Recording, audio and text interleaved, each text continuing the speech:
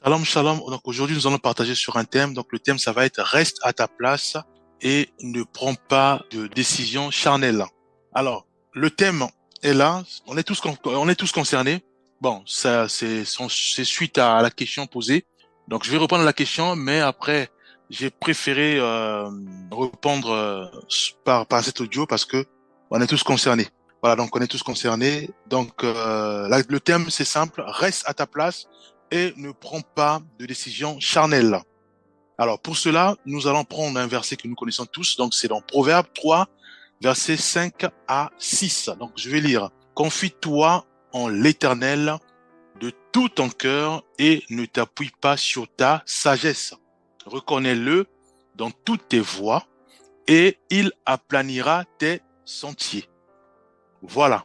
Voilà la question. La question, donc on a un bien-aimé qui a demandé un crédit immobilier, donc il a reçu le crédit immobilier. Voilà, donc il y a eu pas mal de démarches, donc il a eu son crédit et il a aussi fait l'appel de fonds, donc on lui a donné une partie d'argent. Donc les promoteurs, donc ceux qui construisent des maisons, commencent à construire et après automatiquement la banque décide de bloquer le crédit. Voilà. Donc ils étudient encore le dossier. Donc à ce moment-là, donc il est bloqué. Pourquoi? Parce que la banque n'a pas encore rendu sa décision. Lui, il a déjà débloqué les fonds. Il a déjà acheté le terrain, il a tout acheté, il a pris une petite partie qu'il a déjà remis aux promoteurs, ils ont déjà lancé les travaux. Donc là, le bien-aimé, il est embêté, il s'est dit qu'est-ce qu'il faut faire. Donc il y a toutes sortes de pensées qui l'envahissent, soit aller, voilà. Donc d'où le thème reste à ta place et ne prends pas de décision charnelle. Parce que le bien-aimé veut aller jouer au loto, voilà. Donc il y a beaucoup des choses qui rentrent qui passe dans sa tête, sachant que c'est un chrétien. Donc, il a donné toute sa vie au Seigneur. Voyez-vous. Donc, ici, la Bible nous dit, confie-toi en l'Éternel de tout ton cœur et ne t'appuie pas sur ta sagesse. Voyez-vous. Donc, c'est comme, on est des brebis du Seigneur, puisque le Seigneur Jésus-Christ dira que je suis le bon berger. Voyez-vous. Donc, le bon berger connaît ses brebis. Le bon berger connaît chacune de ses brebis. Voyez-vous? Donc, le Seigneur connaît que le bien-aimé a actuellement un souci. Et le bien-aimé est paniqué. Le bien-aimé est paniqué, il cherche maintenant les voies et moyens pour, voilà. Le bien-aimé est paniqué. Voyez-vous? Donc, le Seigneur dit quoi? Le Seigneur dit, je suis le bon berger, je connais toutes mes brebis, donc je sais que tu as des problèmes, tu as des situations, tu as toutes sortes de problèmes, mais tu restes à ta place. Pourquoi? Parce que c'est le Seigneur qui doit maintenant travailler à ta place, travailler, te secourir, te fortifier. Voyez-vous, c'est comme toujours le bon berger qui connaît ses brebis. Voyez-vous, il sait que cette brebis a faim. La brebis là-bas, elle a faim. Donc, automatiquement, qu'est-ce qu'il fait? Le bon berger, il fait sortir les brebis pour aller manger. Et à un certain temps, il les fait rentrer. Un temps aussi, il les fait sortir pour aller boire. Voyez-vous? Donc, c'est le bon berger qui gère minutieusement ses brebis. Voyez-vous? Donc, nous, ce que nous devons faire, c'est quoi? Comme des brebis, quand on l'a fait, on crie vers le berger. Le berger sait que, ah, là, il a apparemment, bon, ça crie trop. Donc, ils ont faim. Maintenant, je les fais sortir. Voyez-vous? C'est ça la prière. On crie, Seigneur, j'ai des difficultés, j'ai des problèmes, je sais plus quoi faire, je sais pas s'il faut rembourser l'argent que j'ai, voilà, qu'on m'avait débloqué, sachant que c'est une grosse somme, je pourrais pas l'avoir. Comment faire? Est-ce que je serai fiché à la Banque de France? Voilà. Donc il y a beaucoup de questionnements qui traversent nos pensées. À ce moment-là, nous devons simplement réaliser que c'est la prière seule. Nous devons remonter tout cela vers le Seigneur. Donc si on a toute sorte, une fine pensée émanant de cette situation, remontons ça vers le Seigneur.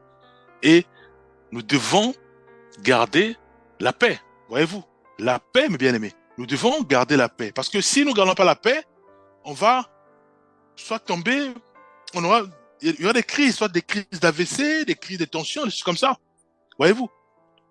Alors, si on veut aussi prendre des décisions charnelles, c'est pas bon, puisque nous sommes chrétiens, bien-aimés. Nous sommes chrétiens. Nous nous confions au Seigneur. Voyez-vous, on peut pas aller soit faire la prostitution, on peut pas aller, par exemple, voler, on peut pas aller mentir. Non. Voyez-vous. C'est vrai qu'on ne connaît pas l'issue, on est inquiet parce qu'on ne connaît pas comment ça se passait. Alors, et si, par exemple, on me demande de rembourser l'argent, comment je veux faire? Voilà, donc, il y a beaucoup d'inquiétudes. Mais Dieu nous fait comprendre que nous devons rester à notre place. Voyez-vous? Et à ce moment-là, on remonte toutes sortes d'informations vers le Seigneur. Donc, dans la prière, ça sert à rien d'aller voler, ça sert à rien d'aller mentir, ça sert à rien d'aller faire la prostitution, ça sert à rien d'aller jouer au jeu de loto, ça sert à rien d'aller consulter des voyants ou de, voilà, ça sert à rien. Pourquoi? Parce que nous avons fait notre choix. Notre choix consiste à suivre Christ. Voyez-vous? Donc c'est Dieu qui pourvoit nos besoins, c'est Dieu qui nous oriente, c'est Dieu qui nous fortifie. Voyez-vous? Certains diront que voilà, moi par contre, c'est mon cas, c'était un problème où je suis au bord de divorce. Comment faire? Comment faire?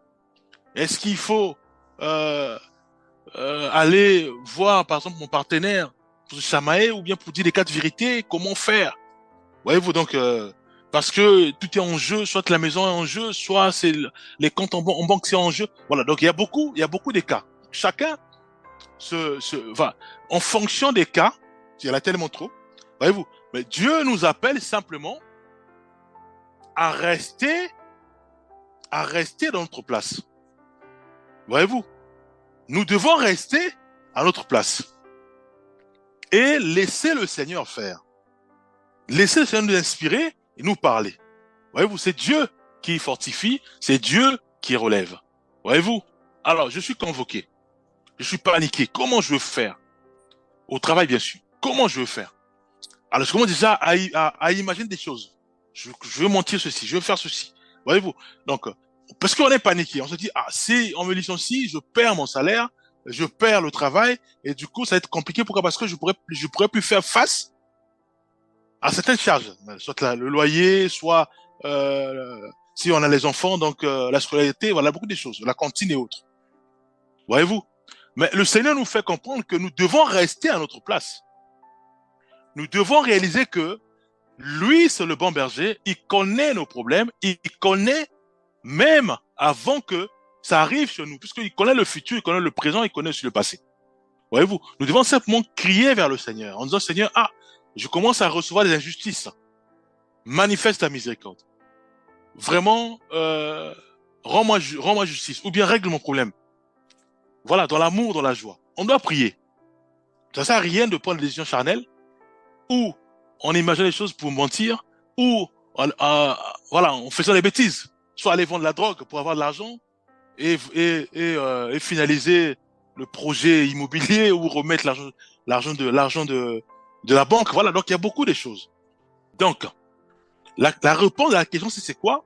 Quand nous avons des situations compliquées, terribles, nous devons rester à notre place et se référer vers le Seigneur. Alors, si nous recevons des courriers pour dire, voilà, explique par exemple sur ce point, ou explique par exemple sur ce point, dans la prière, on répond au courrier. Voyez-vous, je suis convoqué, on pose des questions. Il y a eu par exemple tel problème à l'école, au travail. Je réponds dans la vérité, c'est tout. Dans la prière, bien sûr. Maintenant, si, effectivement, j'ai eu à faire des torts, ou j'ai fait des raisons, à faire des bêtises, à ce moment-là, je dois simplement utiliser l'arme la plus puissante, c'est le pardon. Voyez-vous, nous devons demander, je reconnais que j'ai fait une bêtise, je reconnais que je suis mal comporté, je reconnais que j'ai effectivement outrepassé, par exemple, mes droits, je demande pardon. Très sincèrement, je vous demande pardon. Très sincèrement, je te demande pardon. Je te promets devant Dieu que je ne ferai plus jamais. Dieu va m'aider à ne plus jamais poser ce genre d'actes. Voyez-vous, en demandant pardon, bien aimé, au niveau spirituel, tu as tout lavé. Tu as tout lavé. Parce que le pardon, ça sous-entend que Dieu doit agir. Voyez-vous, quand moi je demande pardon, le bien-aimé qui est en face, il est obligé de me pardonner. C'est la parole de Dieu. Voyez-vous? Alors, si le malin voulait passer par le responsable pour nous licencier par rapport à notre bêtise, parce qu'effectivement, on a violé la parole de Dieu, et une fois qu'on est convoqué, on arrive. Alors, si on veut encore mentir, sachant que le thème est clair, reste à ta place, ne prends pas les décisions charnelles. Donc, ça sert à rien de mentir, ça sert à rien de dire, reconnais les faits, dis, je demande pardon, je ne sais pas qu'est-ce qui m'a pris, vraiment, je demande pardon, je ne pourrai plus le faire. Au niveau spirituel, il y a un poids, puisque le pardon est là, tout est effacé, le pardon est là. Voyez-vous, le diable n'a plus toutes les billes pour t'attaquer ou pour te tribler, c'est fini. Le diable ne pourra plus t'attaquer, pourquoi? Parce que tu as utilisé l'arme du pardon. Même lui, il est, mais non, c'est comme s'il a aussi les mains liées, il peut plus t'attaquer. Il peut plus passer par ton responsable pour te licencier. Non, parce que tu as utilisé l'arme du pardon. Voyez-vous? Et la parole de Dieu doit s'appliquer. Ton responsable est obligé de te pardonner et te dire, voilà, écoute, je comprends, mais ne le refais plus. Voyez-vous? C'est pareil. Si nous sommes confrontés à des problèmes difficiles, parce que nous avons causé des torts, par exemple, à l'école, ça j'ai cité, au travail, j'ai dit, dans les voisinages, au niveau voisinage, c'est-à-dire des voisins, voilà. Il peut avoir que, voilà, donc, je fais tout le temps du bruit. Les voisins arrivent, automatiquement, il y a des échanges, sachant que je suis chrétien ou chrétienne. Voyez-vous? Donc, je dois demander pardon. Ça sert à rien de dire, voilà, écoutez, je vais aussi chercher, je vais aussi attendre quand eux aussi vont faire du bruit là-bas en haut ou bien en bas. Je vais aussi monter pour leur dire, voilà, vous faites du bruit. Voyez-vous? Ça, c'est des gens charnels. Donc, nous devons, bien aimés, nous devons simplement rester à notre place et de ne pas prendre les décisions charnelles. Non, ça passe pas. Voyez-vous? Nous devons au contraire maintenant renvoyer tout vers le Seigneur dans la prière. Seigneur, je n'arrive plus à dormir. Seigneur, j'ai perdu l'appétit. Seigneur, il y a toutes sortes de... Je suis pas bien. Fortifie-moi. Relève-moi. Voyez-vous, il y a beaucoup de cas où c'est on va me licencier, ou c'est on va m'expulser. Voyez-vous, ce sont des décisions difficiles. On dit, frère, sœur, certes, tu as perdu le travail, mais tu dois libérer la maison parce que tu ne payes plus le loyer. Alors à ce moment-là, qu'est-ce qu'on fait? On est angoissé. On donne une semaine, ou on donne un mois. On dit, bon, donc, on t'accorde un mois. Dans un mois, si tu ne payes pas le loyer, alors j'appelle les policiers et on te met dehors. Alors, à ce moment-là, on est paniqué parce qu'on a des enfants. On est paniqué parce que on ne sait pas là où aller. On est paniqué parce que on ne sait pas comment faire. Et à ce moment-là, qu'est-ce qu'on fait? On commence à prendre des décisions charnelles. Or, ça, Dieu nous l'interdit, bien aimé. Voyez-vous? Dieu nous l'interdit. Ça sert à rien d'aller vendre les drogues, ou d'aller voler, ou d'aller mentir, ou d'aller faire, voilà, la prostitution. Pourquoi? Parce que nous avons fait un choix. Donc, nous devons aussi marcher dans l'intégrité, dans la fidélité pour notre Seigneur et Sauveur Jésus-Christ. Voyez-vous? Donc, ça sert à rien de se paniquer. Ça sert à rien de perdre le sommeil ou l'appétit. Ça sert à rien d'être angoissé ou de générer maintenant les problèmes de tension et autres. Non. Nous devons rester calmes, dire simplement, Seigneur, je suis ta brebis. Car tu me connais mieux que moi. Tu connais ma situation. Aide-moi à en sortir. Aide-moi à en sortir et aide-moi réellement à témoigner. Dieu va agir. Voyez-vous? Parce que Dieu, il sait que tu n'as pas le travail. Dieu, il sait parce que le propriétaire est venu te voir de la maison pour te dire, il t'a donné un mois. Dieu, il sait tout ça. Donc, tu as un mois pour prier, pour jeûner, pour que Dieu intervienne, et que si c'est le travail, on donne un travail. Si c'est le commerce, un commerce, voilà, si c'est le travail, tu le travail pour effectivement avoir les fonds et acquitter des charges locatives. Voilà, locatives, voyez-vous. Donc c'est ça. Donc nous ne devons pas prendre les décisions charnelles qui consistent à aller voler, aller mentir, aller vendre la drogue, aller vendre les choses qui sont illégales. Ça sert à rien.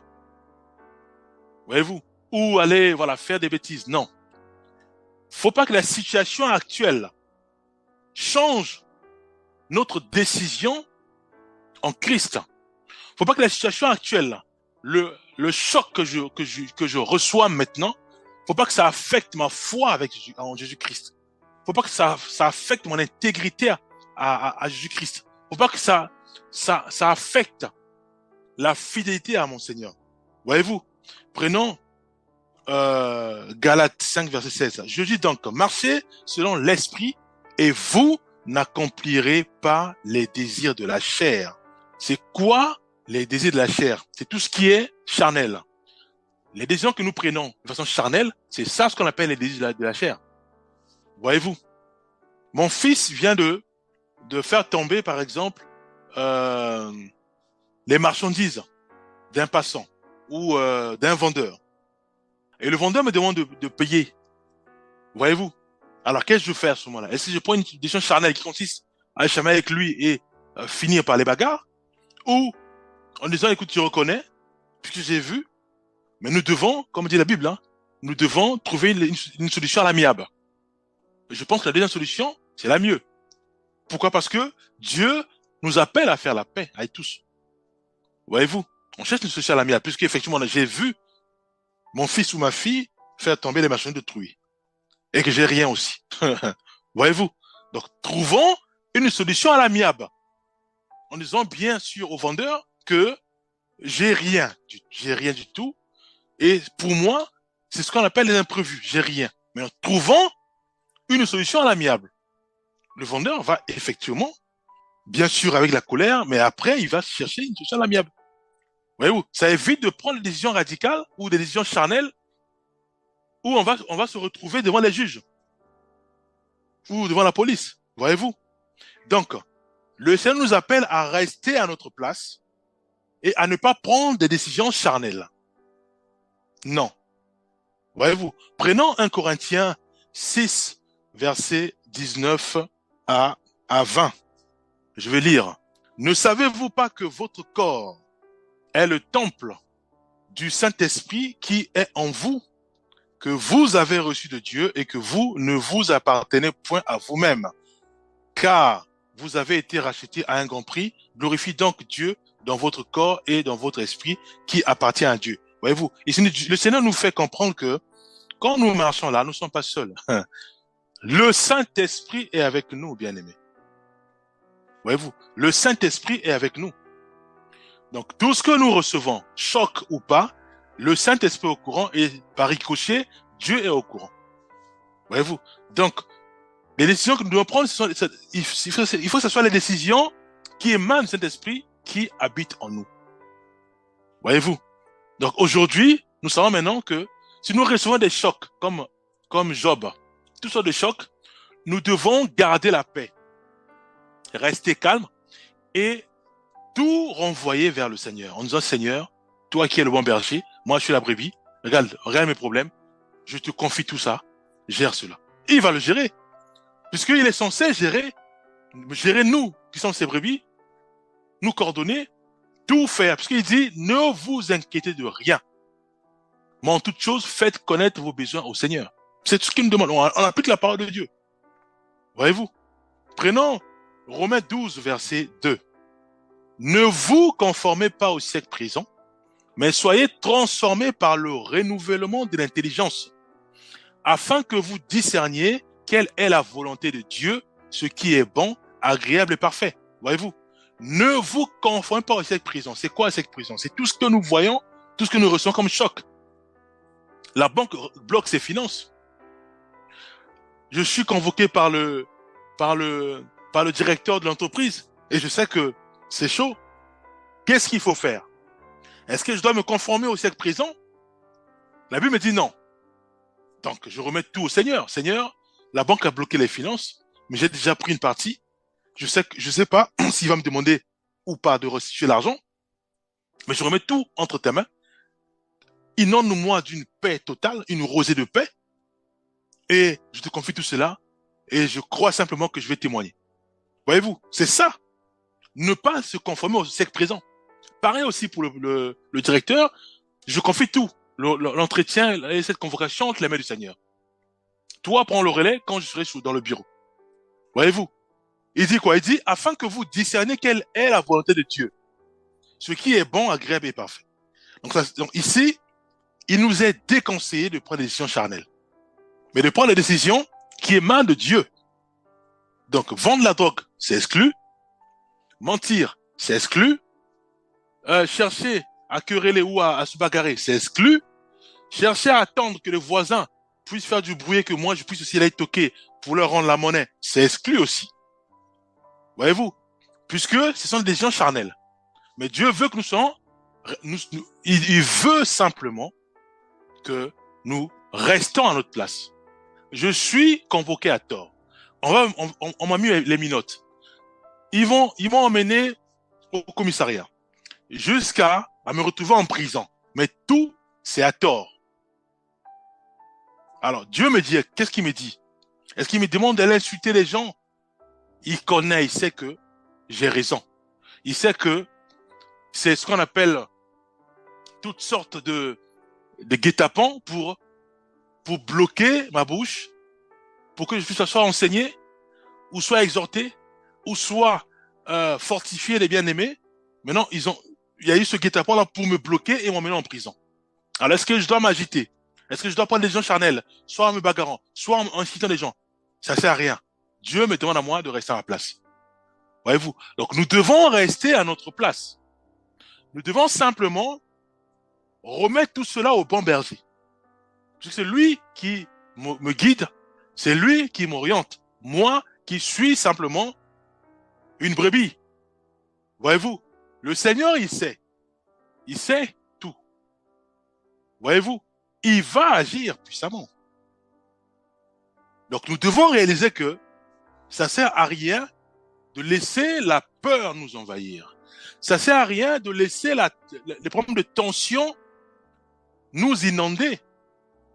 Ça sert à rien de laisser l'AVC nous succomber. Non. Gardons la paix. Restez en paix. Dans la prière, si on m'a donné une semaine avant de m'expulser, je dis gloire à Dieu, j'ai une semaine pour faire le jeûne et prière. Je veux prier, Seigneur intervient. Regarde, ils vont venir dans une semaine pour m'expulser. On m'a donné 3 jours, gloire à Dieu, je veux juste le temps. J'ai 3 jours pour faire le jeûne et prière. Dieu intervient, agit puissamment.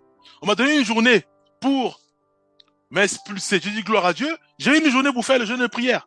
Parce que je dois simplement orienter mes informations, orienter ce problème vers le Seigneur. Puisqu'il me demande à moi de ne pas me conformer au siècle présent.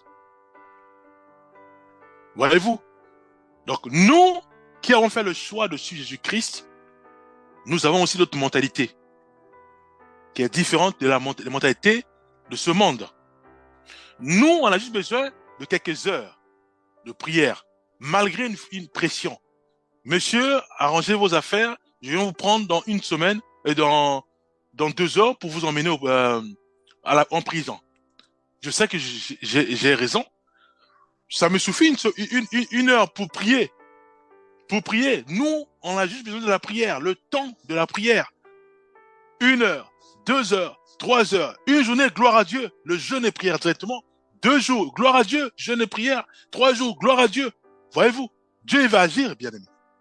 Puisque nous sommes que des brebis. Nous remontons l'information au maître, Jésus-Christ, au bon berger. Voyez-vous, prenons 1 Pierre 2, verset 11. Je vais lire. Bien-aimés, je vous exhorte, comme étrangers et voyageurs sur la terre, à vous abstenir des convoitises charnelles qui font la guerre à l'âme. Voyez-vous, le Seigneur nous fait comprendre ceci. Quand nous recevons des pressions, des attaques, toutes sortes de pressions, à l'image de Job, il a tout perdu le même jour. Nous devons dire à notre corps que tu ne vas pas me dominer, tu restes à ta place.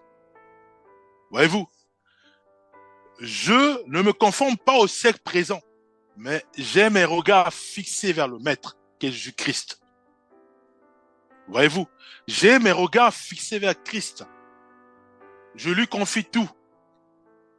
Je ne veux pas prendre des décisions charnelles, me chamailler, m'énerver, m'énerver contre des hommes, m'énerver contre Dieu. Non. Je suis une brebis, j'attends du maître qu'il agisse. Il va agir. Voyez-vous, l'âme est disposée, l'âme est là. L'esprit est disposé pour la prière. Voyez-vous, et l'esprit va bombarder l'âme à se conformer à la prière. Se conformer à tout remonter vers le Seigneur. Voyez-vous, bien-aimés.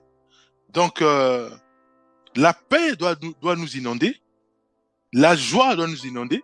La joie, parce que j'ai un mois avant qu'on me donne la décision. J'ai une semaine avant qu'ils viennent prendre pour m'emmener au poste. J'ai 3 jours avant qu'ils m'expulsent. La joie doit m'inonder. Pourquoi? Parce que je dois les utiliser, ces temps-là, pour tout remonter vers le Seigneur. Me mettre en jeûne et prière. C'est ça, bien-aimé. La vie ou la vision d'un chrétien ou d'une chrétienne. Voyez-vous? Donc, il y a le choc qui est là. On reçoit le choc. Certes, ça fait très très mal. On reçoit le choc, mais on reste à notre place. Et à ce moment-là, maintenant, on remonte tout vers le Seigneur. Seigneur, regarde ce que j'ai reçu. Regarde. Soit j'ai été mis dehors. Regarde. Soit j'ai perdu un travail. Regarde. Soit on m'a accusé à l'église. Regarde. Soit on m'a insulté de sorcier ou sorcière à l'église. Ou soit, voilà. Les chocs est difficile. Ça fait très très mal. Mais on reste à notre place. On prend pas des décisions charnelles. On dit, Dieu me rendra justice. Je remets tout aux mains du Seigneur. Je remets tout aux mains du Seigneur. Vous voyez, si vous me traitez de voleur, vous me traitez de Belzébul, de sorcier, sorcière, Dieu me fera justice. C'est tout. Il n'y a pas la décision charnelle là-dedans. Voyez-vous? Je ne suis pas aussi pour dire, toi aussi sorcier. Non. Là, ça devient faire la guerre à l'âme, puisque l'âme est au milieu, le corps, et il y a l'esprit qui est là. Or, l'âme doit être affectée par l'esprit. La vie de prière, la sainteté, puisqu'on dit l'esprit est disposé, mais le corps est faible. Alors, si on laisse le corps affecter l'âme, puisque l'âme, c'est le siège des émotions, le siège, voilà tout. Alors, si on laisse le corps affecter l'âme, mais c'est pas bon. Donc, c'est l'esprit qui doit affecter l'âme et dominer sur le corps. Voyez-vous, je laisse Dieu faire juger et je laisse Dieu aussi plaider ma cause. Voyez-vous. Donc, en résumé, quand nous sommes confrontés à toutes sortes de problèmes, ça peut être aussi dans le foyer, hein, où le mari veut divorcer, ou des tensions pas possibles, ça sert à rien d'échanger, non. Le mari t'insulte, toi aussi tu insultes, non. Ou vice versa, ou c'est l'épouse qui insulte, non. Ou c'est des décisions qui sont prises. Non, il faut que je demande le divorce. Allez, non. Moi aussi, allez, je veux se divorcer. Non. Tu reçois le choc, ça fait très mal, tu restes calme, tu dis, je remets tout au Seigneur. Voyez-vous? Alors, tu restes en jeûne et prière. Tu laisses le Seigneur agir. Seigneur, tu connais, tu vois tout. Manifeste ta miséricorde. Conduis ce moment. Conduis cette situation qui me dépasse. Je me dis rien. Je sais pas les forces qui sont derrière. Mais je sais que toi, tu es là, tu vas agir. Agis puissamment, touche les cœurs et fais grâce que la paix règne et que le divorce, ce projet-là, soit décimé. Voyez-vous? Nous allons prier. Père Céleste, avec humilité et foi, nous remettons nos vies en ta main, Père. Fais grâce. Fais grâce afin que nous vraiment nous réalisons que tu es au contrôle de tout. Et tu veux simplement que nous restions à notre place. Aide-nous, Père, à appliquer vraiment ta parole, à nous confier, à nous laisser orienter par ton Esprit Saint et à tout remonter vers toi. Aide-nous, Père, nous te l'implorons. Car nous sommes faibles, aide-nous, Père, vraiment à nous appuyer que sur toi. Au nom puissant de Jésus-Christ, nous avons ainsi prié. Amen.